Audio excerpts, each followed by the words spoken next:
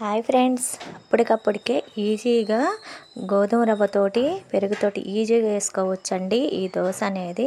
ఇన్స్టెంట్గా మనం ఈరోజు ఈ వీడియోలో గోధుమ రవ్వ దోశ ఎలా చేసుకోవాలో బాగా గట్టిగా దాంట్లోకి బాగా రుచిగా ఉండే చట్నీ చేసి చూపిస్తా ఫ్రెండ్స్. మన ఛానల్ యాడ స్కిప్ చేయకుండా చూడండి. ఈ విధంగా అయితే చక్కగా మీకు టిఫిన్ రెసిపీ అనేది చూపిస్తాను. మన ఛానల్ని ఫస్ట్ టైం చూస్తుంటే లైక్ చేయండి ఫ్రెండ్స్. చూడండి ఫ్రెండ్స్ ఎంత చక్కగా వచ్చినాయో, పెనానికి అతుక్కోకుండా బాగా లెగ్స్ వస్తాయి ఫ్రెండ్స్. నేను చెప్పినట్టు చేయండి, ఇంకా ఫాలో అవ్వండి ఫ్రెండ్స్. బాగా పలచంగా కావాలంటే పలచంగా వేసుకోవచ్చు. ఈనో కానీ ఏమి వాడకుండా వేసానండి ఈ గోధుమ రవ్వ అట్లు. బాగా హెల్దీ కూడా, అందరికి చిన్నపిల్లల నుంచి పెద్దవాళ్ళ దాకా బాగా అరుగుదల కూడా బాగుంటుందండి. అప్పటికప్పటికి ఈజీగా చేసుకోవచ్చండి. ఎలా చూపిస్తానో చూడండి ఫ్రెండ్స్ మన వీడియోలో, ఆడ స్కిప్ చేయకుండా. హాయ్ ఫ్రెండ్స్, అందరికి గుడ్ మార్నింగ్. ఏం చేస్తున్నారు? అందరు బాగున్నారా ఫ్రెండ్స్? శనివారం రోజు బ్లాగ్ అండి, రేణు క్రియేటివ్ వ్లాగ్స్. మన ఛానల్ ఫస్ట్ టైం చూస్తుంటే లైక్ చేయండి ఫ్రెండ్స్. చూడండి ఫ్రెండ్స్, ఈ కలబంద నన్ను వేరే అమ్మాయి కామెంట్ అడిగింది ఫ్రెండ్స్, ఇది ఎట్టా పెంచాలక్క, ఇది ఎలా వేయాలని ఒకరోజు చెప్తానండి, తీసి చూపిస్తానండి ఎలా వేసుకోవాలా ఎలా పెంచుకోవాలని. చూడండి ఫ్రెండ్స్, పువ్వులు అయితే కోసుకొచ్చాను, అన్నీ మా చెట్లు ఇవేనండి. ఇవాళ గులాబీలు కూడా పూసినాయి పూజ అయితే చేయడానికి. ఇంకా సన్నజాజులు రాత్రి కట్టలేదు, ఇంకా ఫ్రిడ్జ్లో పెట్టాను. మందార పువ్వులు, ఇన్ని పువ్వులున్నా మందార పువ్వు అంటే బాగా కలగా ఉంటుందండి. చూడండి ఫ్రెండ్స్, ఇవాళ శనివారం కదండి, ఇంకా పూజ అయితే చేసేస్తాను. మార్నింగే వెంకటేశ్వర స్వామికి దీపం అయితే పెట్టేశానండి. అమ్మవారి పెట్టుకున్నాను మొన్న, అమ్మవారికి కూడా పూజ అయితే చేసేసాను. ఇంకా టిఫిన్ అయితే ఇవాళ గోధుమ రవ్వతోటి దోశ వేస్తున్నానండి. ఈ దోశ బాగా రుచిగా ఉంటుంది, షుగర్ పేషెంట్లకు కూడా చాలా మంచిది. అందరికి కూడా, పిల్లల కానించి పెద్దల దాకా తొందరగా అరిగిపోయిద్దండి, బాగుంటుంది. ఒకసారి మీరు కూడా ట్రై చేయండి.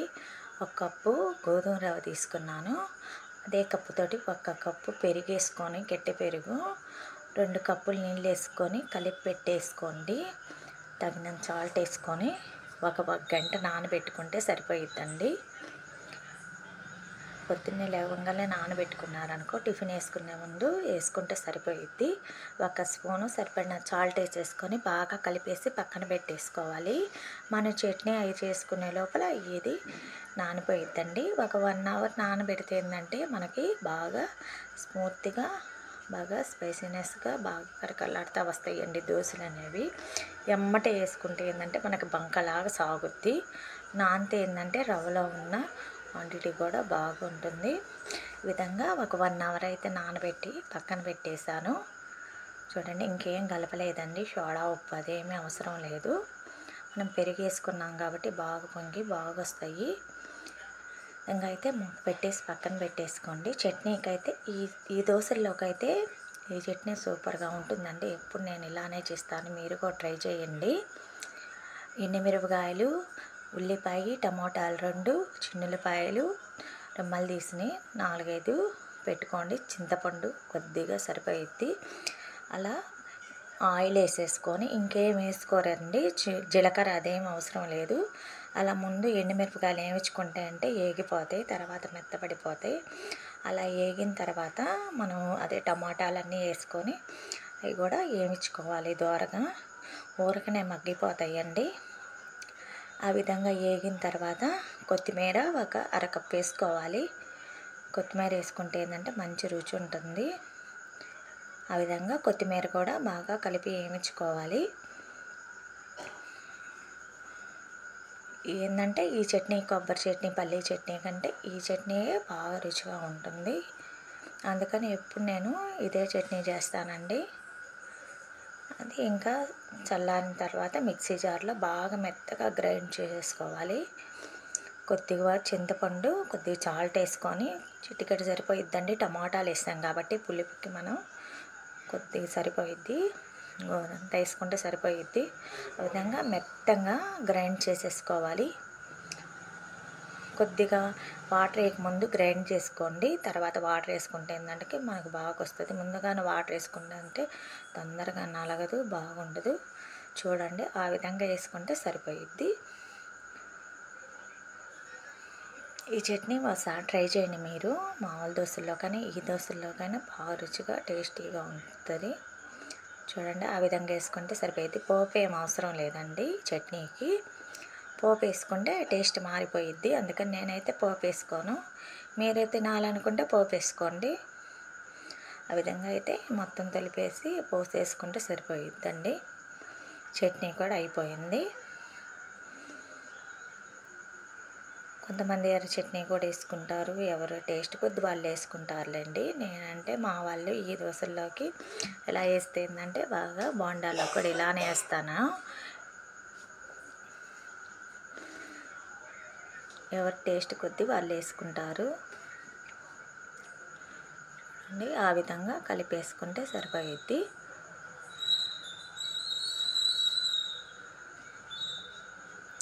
పిండి అయితే నానిపోయిందండి.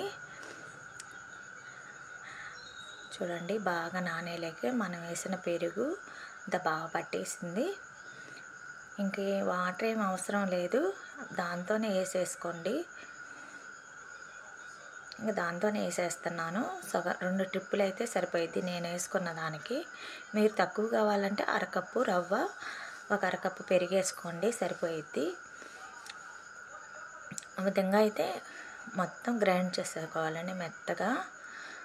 చూడండి, ఆ విధంగా మెత్తగా అయితే మనకు దోశలు అనేవి బాగా ఎగిసొస్తాయి. కచ్చపచ్చగా అయితే రావండి, ఇరిగిపోతాయి. అలానే 2 ట్రిప్పులు అలానే వేసేసుకున్నాను. ఎక్కువగా ఉన్న వాళ్ళు ఏంటంటే గ్రైండర్కి వేసుకోండి. మిక్సీయే తేలిగ్గా ఉంటుంది నాకు తెలిసి. ఆ విధంగా మొత్తం అయితే వేసేసానండి. ఇంకా దీంట్లోకి మనం సరిపడా సాల్ట్ వేసుకొని చిటికెడు సోడా ఉప్పు వేసుకుంటే సరిపోయిద్దండి. ఈనో అయ్యేం అవసరం లేదు. ఈ విధంగా అయితే సరిపోయిద్ది. ఇంకా సాల్ట్ కలిపేసుకొని ఇంకా దోశ వేసుకోవడమేను. ఇదేం మళ్ళీ నానాల్సిన అవసరం లేదు.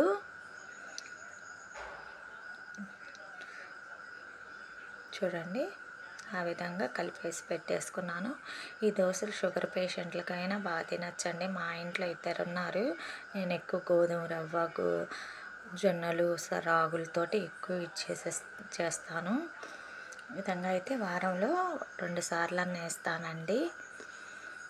ఆ విధంగా వేసిన తర్వాత ఇంకా మనము దోశ వేసేటప్పుడు కొద్దిగా ఆయిల్, కొద్దిగా వాటర్ తోటి వేసారనుకో, ఇంకా ఫస్ట్ ఎలా వేసాం లాస్ట్ దాకా అలానే వస్తాయండి. ఇనుము అట్ల పెనం మీద నాన్ స్టిక్ పెనం తక్కువగానే వాడతాను.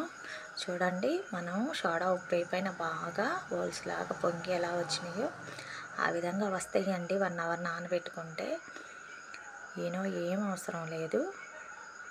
బాగుంటాయండి ఈ దోశలు, రుచిగా టేస్ట్గా, తొందరగా కూడా అరిగిపోతాయి. హెల్త్కి కూడా చాలా మంచిది.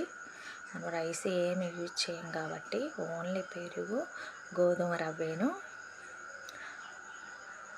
చూడండి, ఆ విధంగా బాగా లేసి వచ్చేస్తాయి. లైట్గా ఆయిల్, ఇనుముదైతే లైట్గా ఆయిల్ వాటర్ చల్లేసి వేసుకోండి. అది పీల్చేసిందాక దోశలు బాగా వస్తాయి అతుక్కోకుండా. చూడండి ఎలా వచ్చినాయో. ఆ విధంగా అయితే మొత్తం అయితే వేసేసాను. సరే, హాట్ బాక్స్లో వేసి పెట్టేశారనుకో ఇంక వాళ్ళు వేసుకొని తినేస్తారు. కొద్దిగా లావుగా కావాలంటే వేసుకోవచ్చండి. ఎవరు తినే వాళ్ళ కొద్దీ వేసుకోవచ్చు. పల్చంగా కూడా వస్తాయి. నేనేంటంటే మీడియం సైజులో వేస్తున్నానండి. చూడండి ఎంత బాగా వచ్చినాయో. అలా ఎవరి ఇష్టం కొద్దీ వాళ్ళు వేసుకుంటారు. లావుగా తినేవాళ్ళు ఉంటారు, పల్చంగా తినేవాళ్ళు ఉంటారు. చూడండి, ఆ విధంగా అయితే అన్నీ వేసాను. ఎంచక్క ఒక్కటి కూడా ఇరిగిపోకుండా ఎంత బాగా వచ్చినాయో. అలా వేసుకొని చట్నీలో సర్వ్ చేసుకొని తింటే సూపర్గా ఉంటాయండి ఈ దోశలు. ఇవాళ చేశానండి టిఫిన్ కింద. మీరు కూడా ట్రై చేయండి ఒకసారి ఫ్రెండ్స్.